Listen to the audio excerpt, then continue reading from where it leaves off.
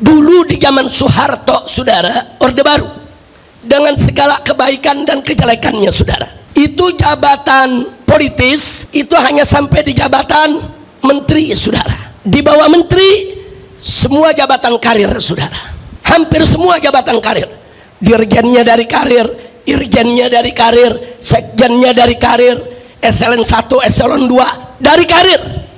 Nggak bisa orang luar tiba-tiba masuk, saudara, jadi dirjen. Nggak bisa kalau bukan bidangnya, kalau bukan keahliannya. Ya, di tingkat menteri itu jabatan politik, saudara. Tapi sekarang ini udah rusak semua. Bukan hanya tingkat menteri yang jabatan politik, dirjennya, irjennya, sekjennya, saudara, eselon 1, eselon 2, sampai kepala bagian, saudara, sampai kepala bagian semua titipan partai. Dan maaf, ada kementerian yang dipegang oleh orang partai, saudara, sampai satpam cleaning service dari partai dia, saudara. Apa ini negeri mau diatur begini bagaimana?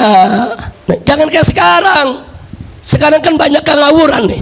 Bankir diajak diangkat jadi menteri kesehatan. Nah, akhirnya dunia kesehatan dibisniskan, saudara. Fakta kok.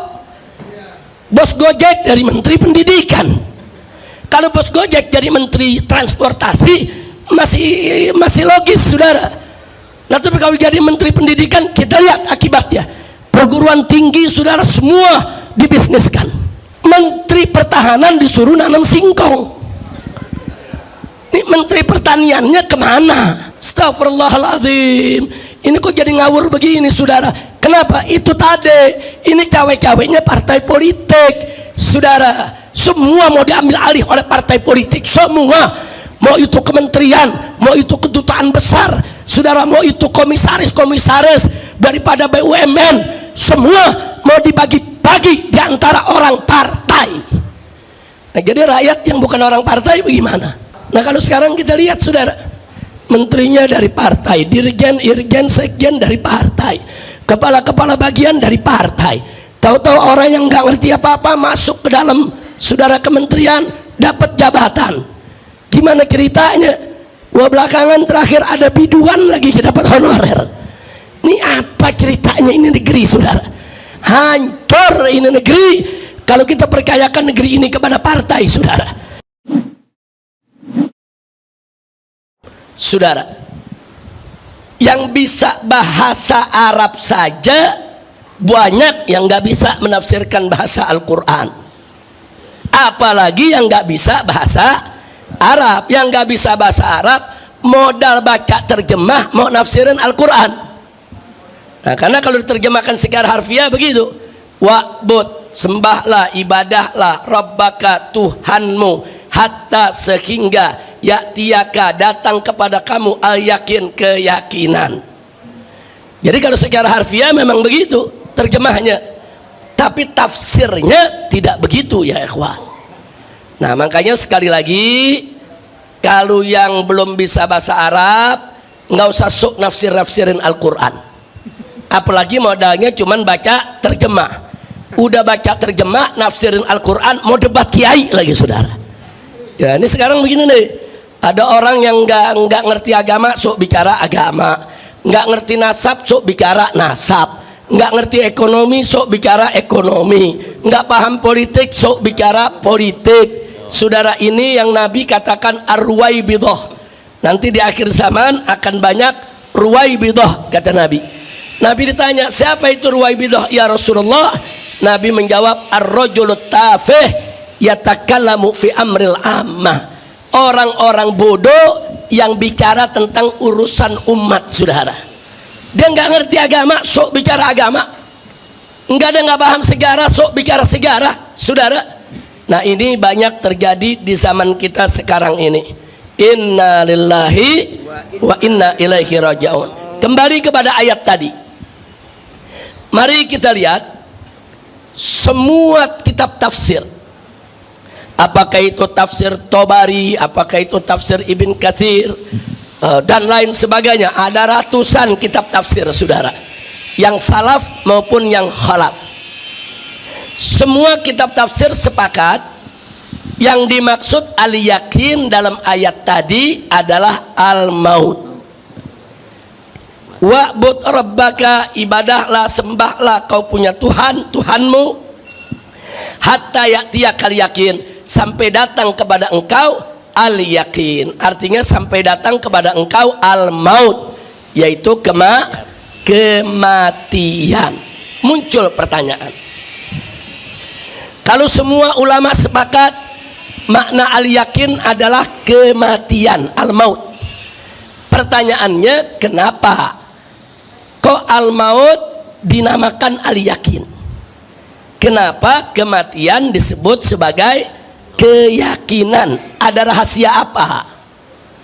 Setidaknya ada dua hal yang harus kita garis bawahi, saudara. Pertama, orang kalau sudah mati, saudara, yang tadinya tidak percaya adanya Allah jadi percaya. Yang tadinya tidak percaya tentang Nabi Muhammad sallallahu alaihi wasallam dan Al-Quran jadi percaya. Yang tadinya tidak yakin adanya azab kubur jadi yakin. Yang tadinya tidak yakin adanya pertanyaan munkar nakir jadi yakin, saudara.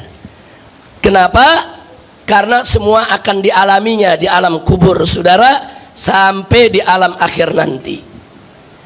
Nah, cuman percuma kalau keyakinan itu datang setelah kematian, nggak ada artinya, saudara. Jadi siapapun, mau orang yang beriman, mau yang kafir, mau yang ateis, saudara, begitu mati, saudara, semua tabir keraguan akan tersingkap. Semua tabir keraguan itu akan tersingkap. Yang tadinya nggak percaya adanya Allah jadi percaya, yang nggak yakin adanya yaitu pahala dan dosa jadi yakin, saudara. Makanya al-maut itu disebut al-yakin. Bu, ibu, paham bu ya? Nah, jadi sekali lagi tuh, kenapa al-maut disebut al-yakin? Al-maut disebut al-yakin karena memang dengan kematian yang nggak yakin jadi yakin, yang nggak percaya jadi percaya tentang adanya Allah, Rasul, malaikat dan seterusnya. Yang kedua,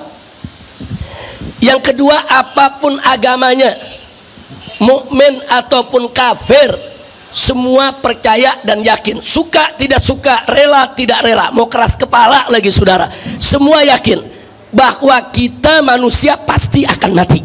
Nggak ada yang nggak yakin, semua yakin. Kenapa? Kita lihat dengan mata kepala kita sendiri. Ibu kita meninggal, bapak kita meninggal, istri kita meninggal, anak kita meninggal, saudara kita meninggal, guru-guru kita meninggal dunia, sahabat-sahabat kita meninggal dunia. Semakin kita tua, semakin umur kita bertambah, semakin banyak sahabat kita yang meninggalkan kita. Kadang-kadang pada akhirnya kita sendirian karena semua teman sudah meninggalkan kita, saudara.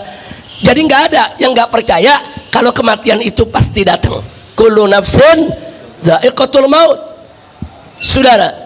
Jadi kematian itu memang udah harga mati, semua pasti mati. Nggak ada kita yang hidup abadi, saudara, kecuali yang dikehendaki oleh Allah subhanahu wa ta'ala, seperti para malaikat yang hidupnya masih ada sampai hari kiamat.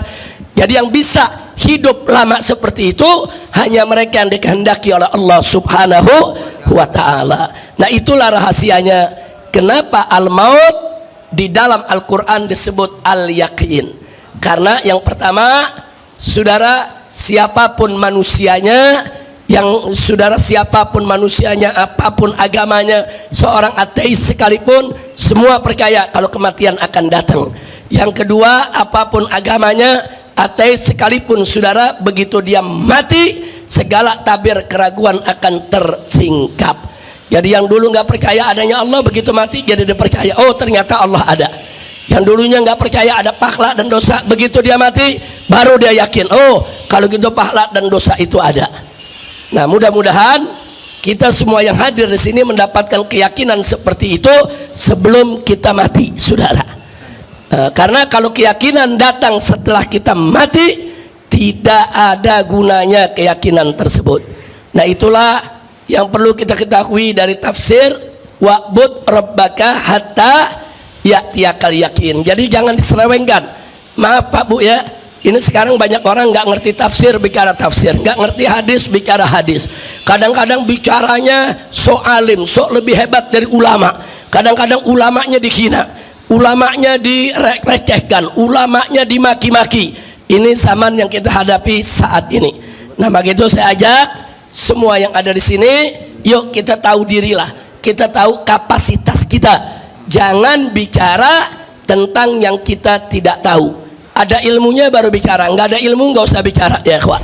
Ada wacana yang saya sampaikan kepada para politisi, juga kepada para pakar politik.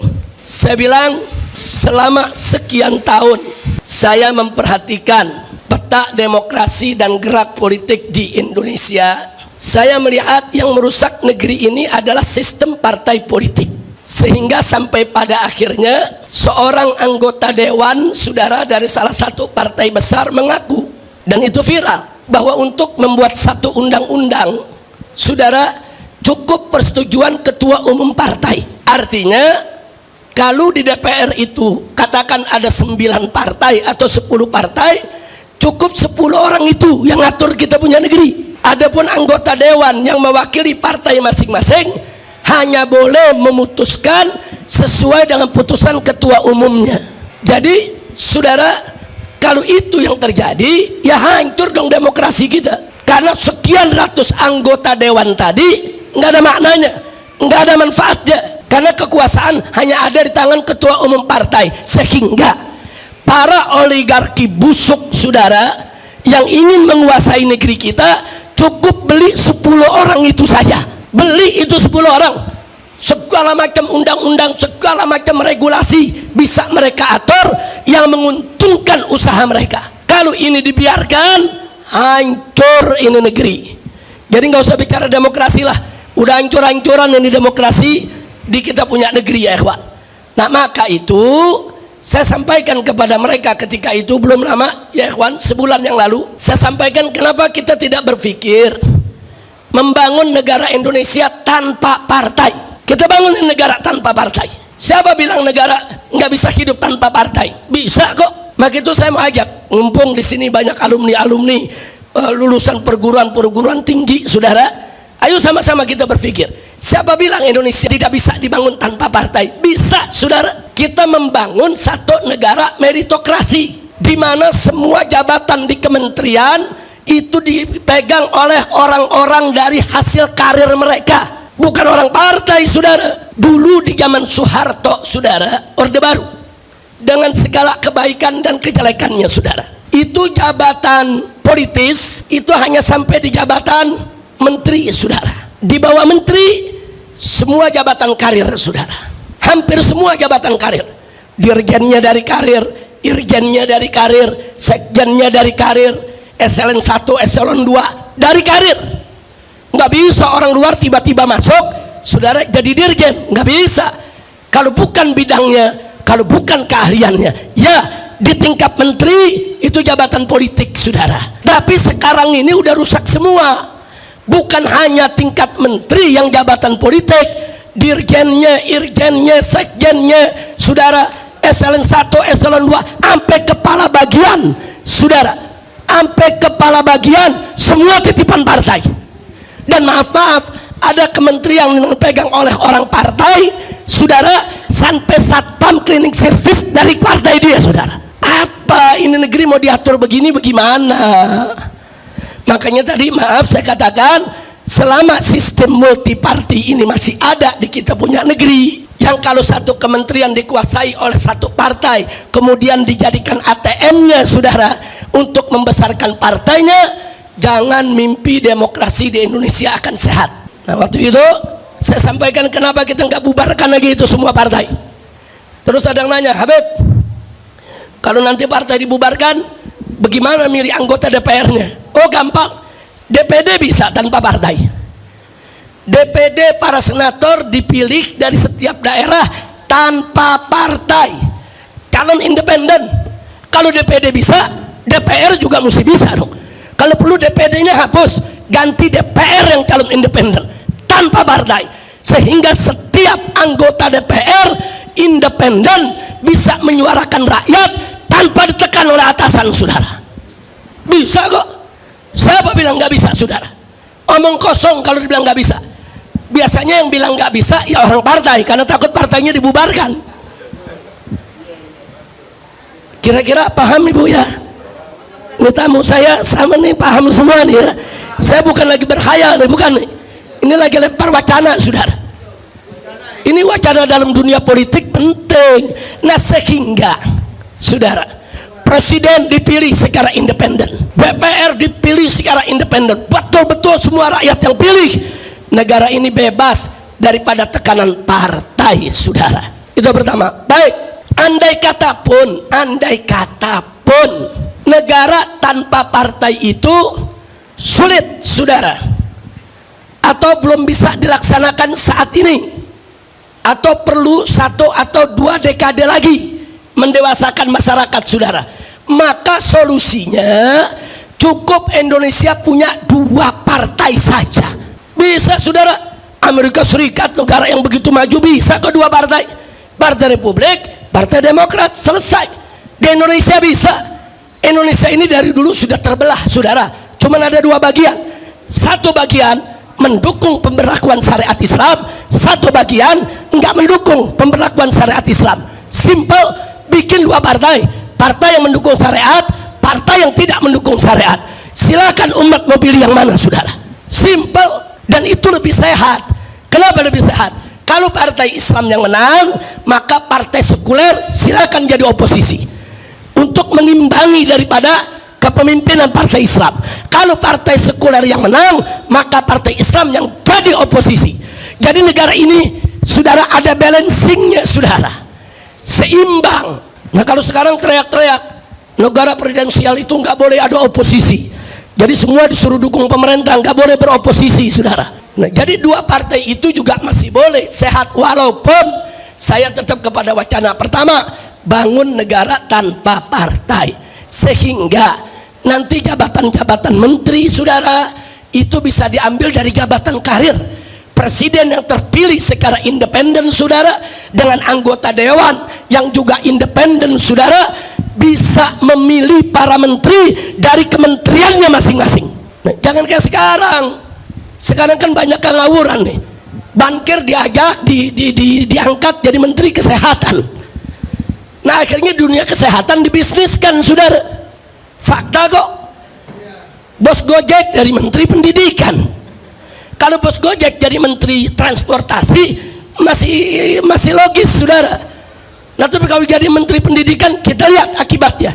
Perguruan tinggi, saudara, semua dibisniskan. Menteri pertahanan disuruh nanam singkong. Ini menteri pertaniannya kemana? Astagfirullahaladzim.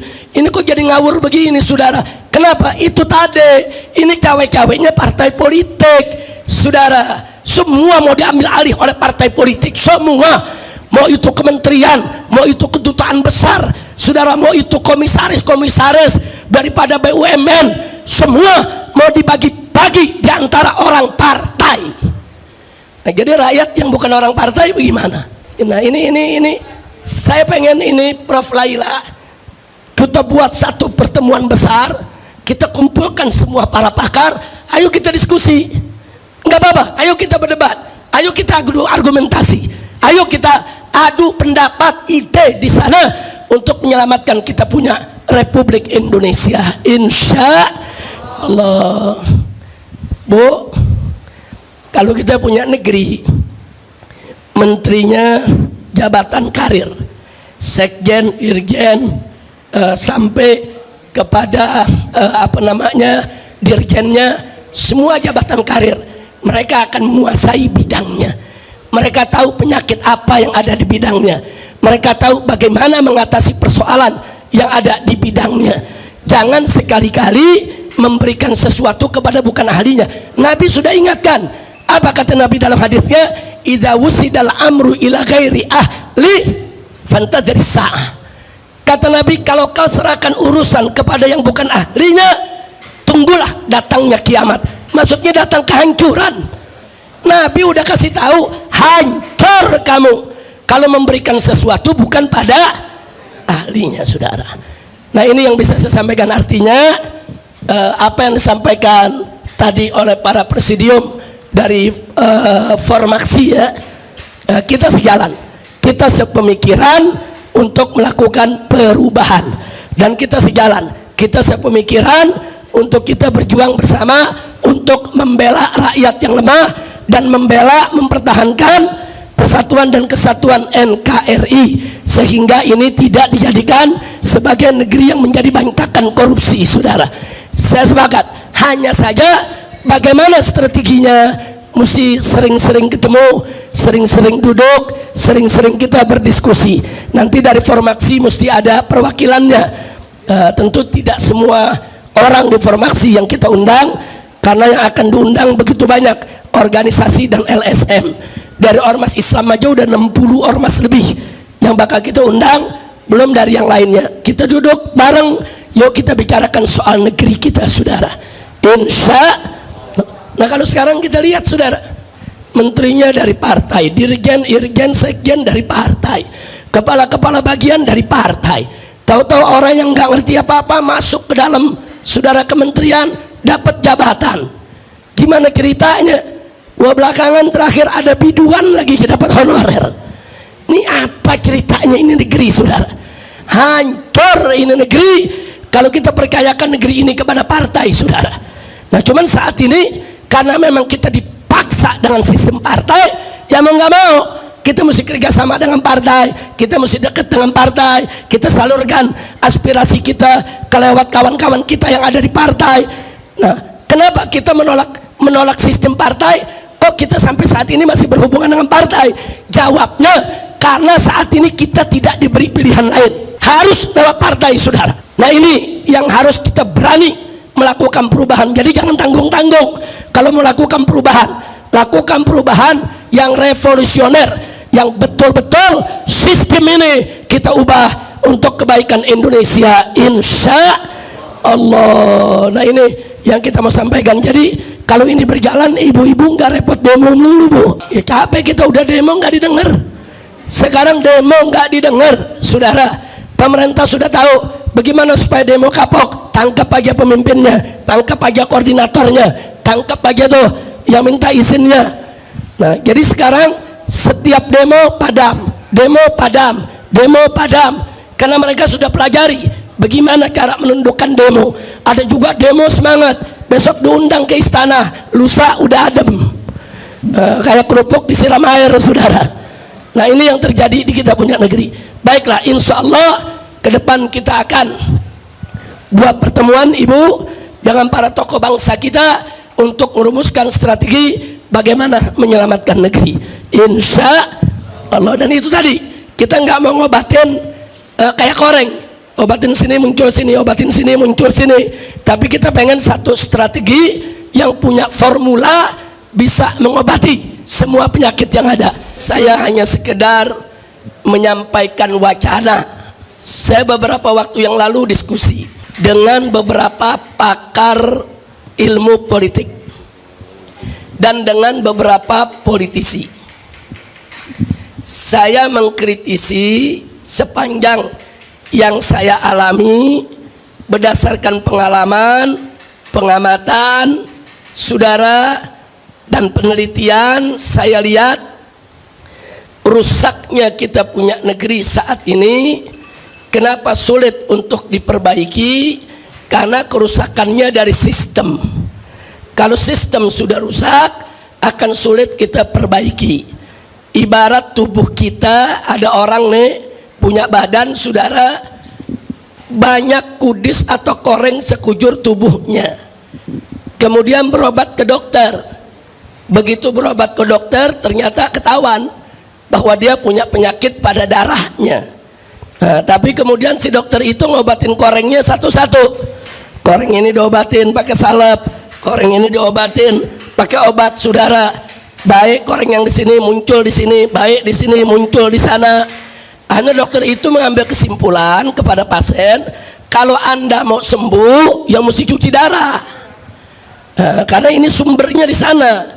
Kalau Anda nggak mau cuci darah, hanya cuman mau diobatin satu persatu itu koreng, nggak bakal baik-baik.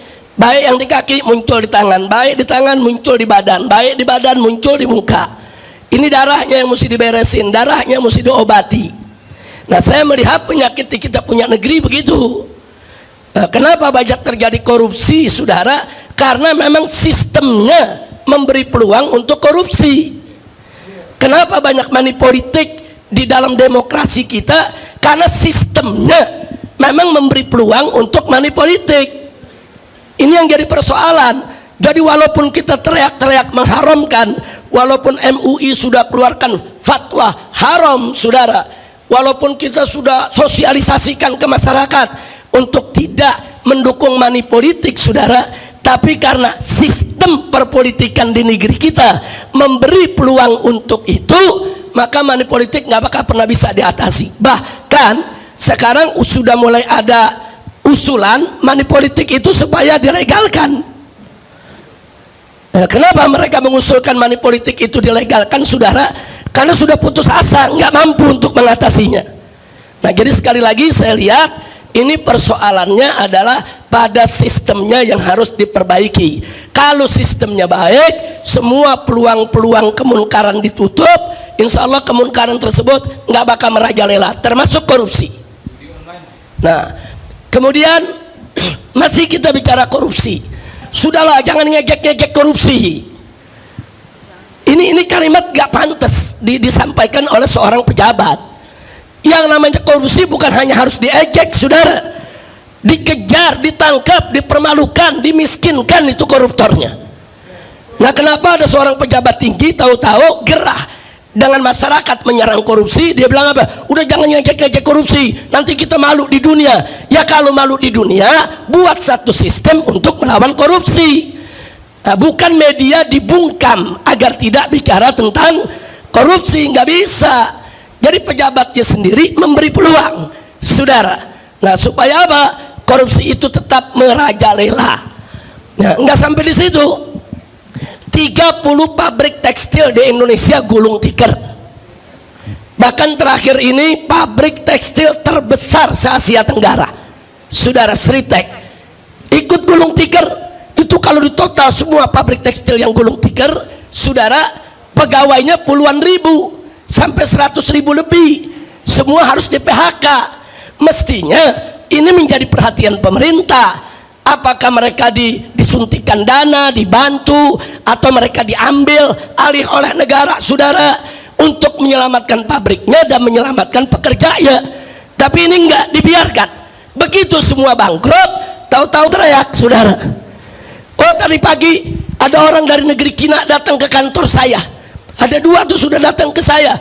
Dia mau bangun pabrik tekstil terbesar sedunia di Indonesia ini. Itu coba menteri saya siapkan tuh surat-surat untuk tanahnya.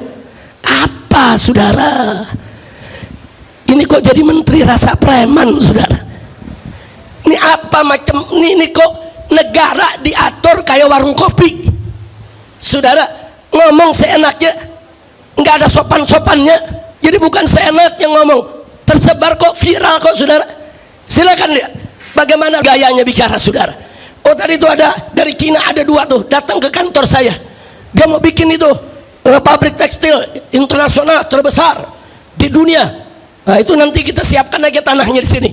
Coba disiapkan itu tanahnya, disiapkan. Ini negara, ada regulasinya, ada aturannya. Ini negara bukan punya bapak moyangmu. Nggak bisa dong ngatur negeri begitu, saudara. Dan saya masih heran, orang semacam ini selalu diberikan kesempatan untuk mengatur negeri. Nah, jadi sekarang ini itu tadi saya katakan, saudara, ini yang rusak di negeri kita. Kenapa? Ada orang-orang model begini, saudara, karena aturannya memberi peluang untuk pejabat seperti itu, saudara.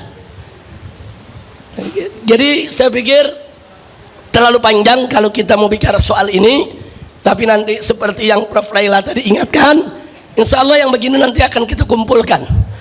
LSM, ormas-ormas, saudara, yang cinta kepada negeri, saudara, baik ormas Islam maupun ormas nasionalis dan lain sebagainya, para pakar, saudara, ayo kita duduk bareng, ayo kita diskusi, ayo kita cari strategi bagaimana menyelamatkan NKRI. Jadi jangan dipikir selama ini saya diam, 2 tahun saya tahanan rumah, nggak boleh keluar kota, saudara, tahanan kota. Kemudian dipikir kita tidak memperhatikan itu semua. Enggak, kita perhatikan perilaku mereka, saudara. Makanya kadang-kadang di beberapa acara saya sebut negeri ini sedang diatur oleh orang-orang brengsek, saudara. Nah, kalau orang-orang brengsek ini dibiarkan, maka akan hancur kita punya negeri.